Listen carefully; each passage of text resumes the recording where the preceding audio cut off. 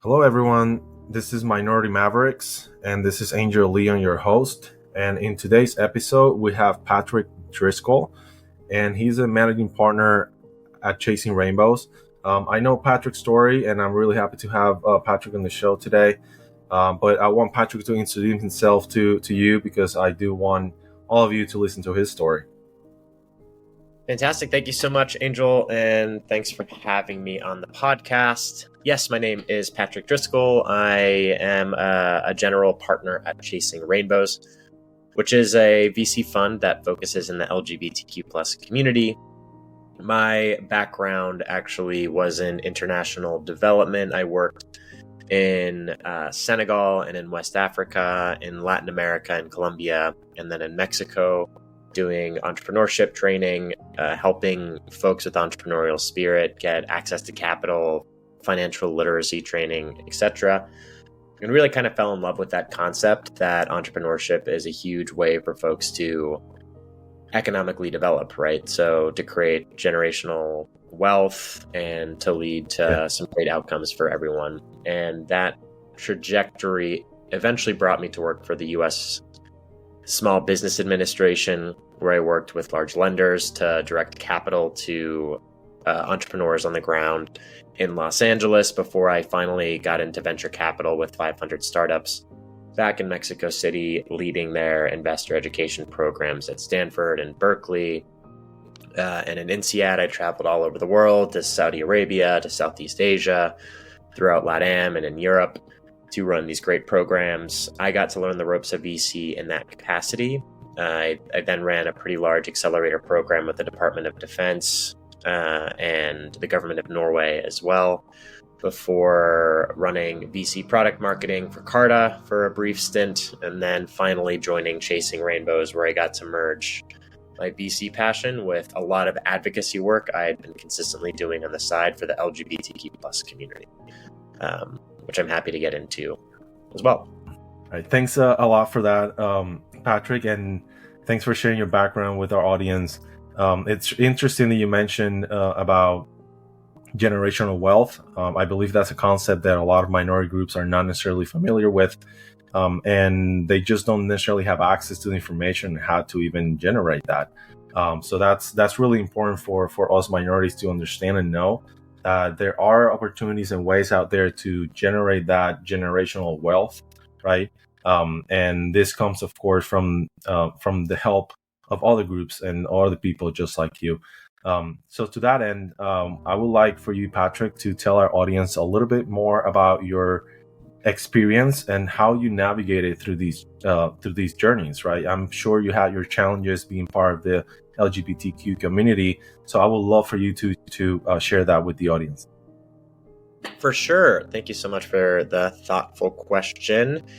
Yeah, I grew up in a pretty religious Catholic upbringing and realized that I was gay quite early on and was constantly in an internal battle to combat that. And it took a while for me to actually accept the fact that I was LGBTQ plus and queer. And once I finally came to that conclusion, I really and accepted it. I decided to really start to advocate for LGBTQ plus rights and visibility. It was rough for me, and I didn't want it to be rough for others, specifically the younger generations coming up.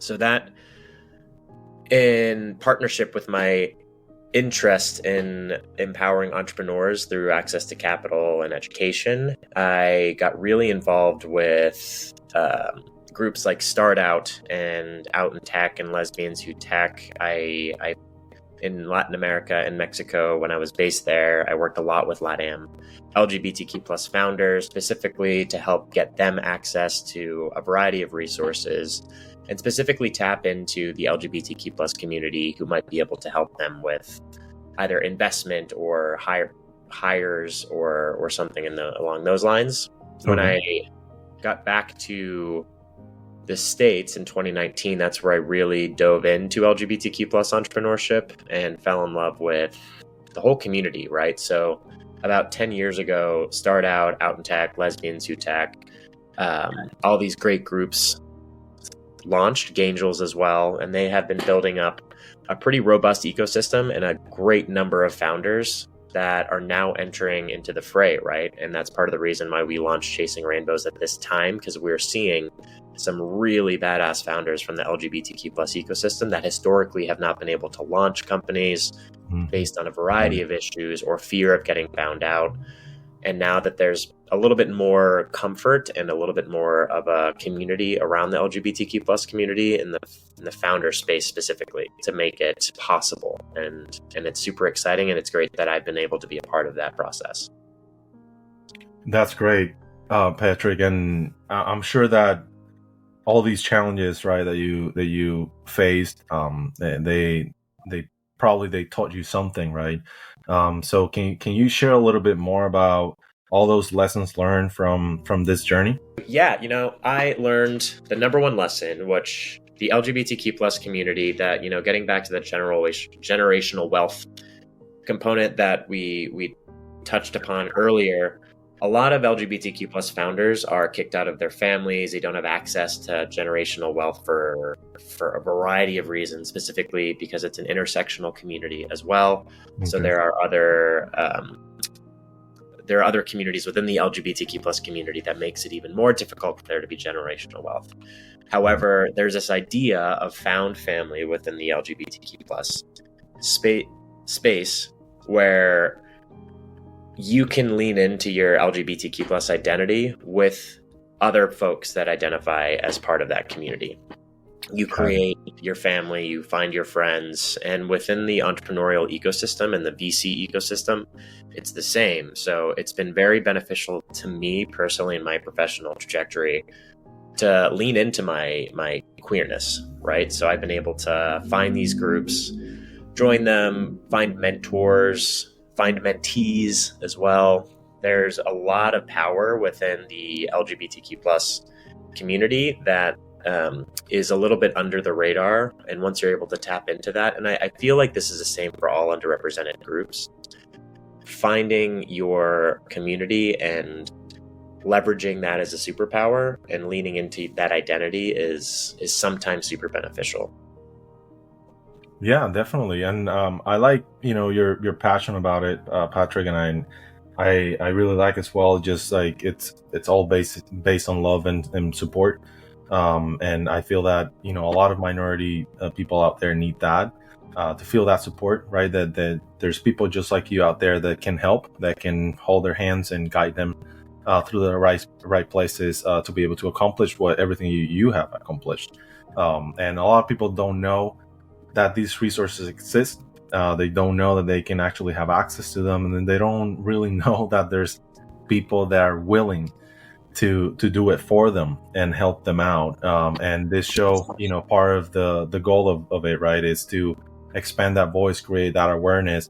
So know out there that there's people just like Patrick that are willing to help, and they're willing to guide you through your journey as well. But thanks, Patrick, for your answer there. We really appreciate it. I want to dig a little bit more into, navigating the industry as an LGBTQ person. And overall, if you want to maybe give a little bit more perspective about how an LGBTQ person could potentially navigate, right, this space. And then this could serve as some sort of advice for your audience. So think about your group, talk to them right now. This is your moment to tell them basically, how it's done. Yeah, breaking into VC is an uphill battle, and it's even steeper for folks coming from underrepresented backgrounds, right? That aren't coming from this little, specific group of people that tend to have all the power in venture capital.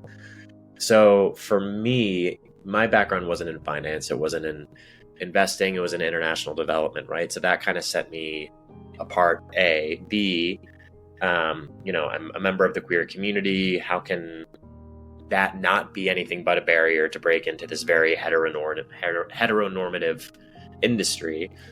And when I first was able to get my foot in the door, that's when I really realized that I had to find people that had done it before me and reach out to them and ask them questions about how they did it ask for mentorship as well. And that was huge.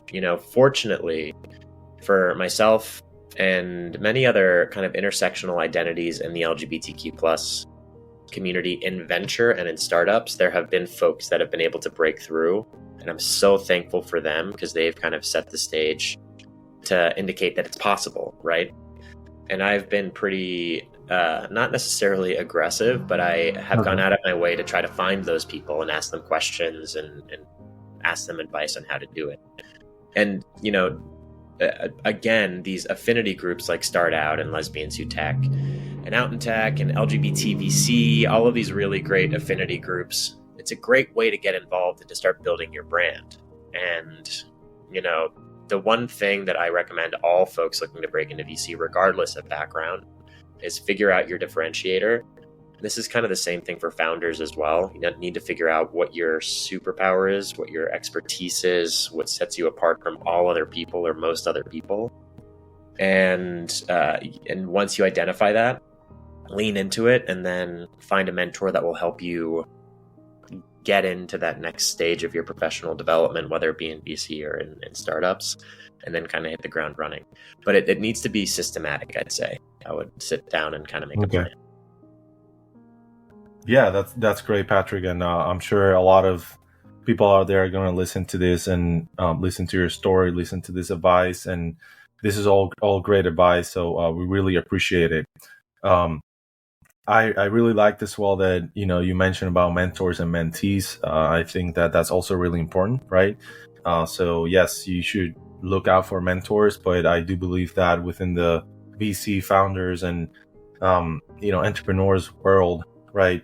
They should also try to be looking for those mentees, right? So always try to not just look for someone higher up, but then the higher up should actually be looking for someone to guide, right? And that's how we all help each other in this minority group. So I really appreciate your story, Patrick. We really love that you have a lot of passion for where you stand. And I believe that everyone should learn from that. And all minority groups out there that are listening to this is the attitude that we should all have, right? We're here, we matter, and our voices are or need to be heard. So thanks again, Patrick, for being on the show. Thank you so much. It's been wonderful to be here, Angel. All right. Thank you, Patrick. And thank you, everyone, for listening. This was Minority Mavericks, and this is Angel Leon, your host. And this is the show where we listen to every single story of every single minority entrepreneur, founder, or investor out there. See you next time.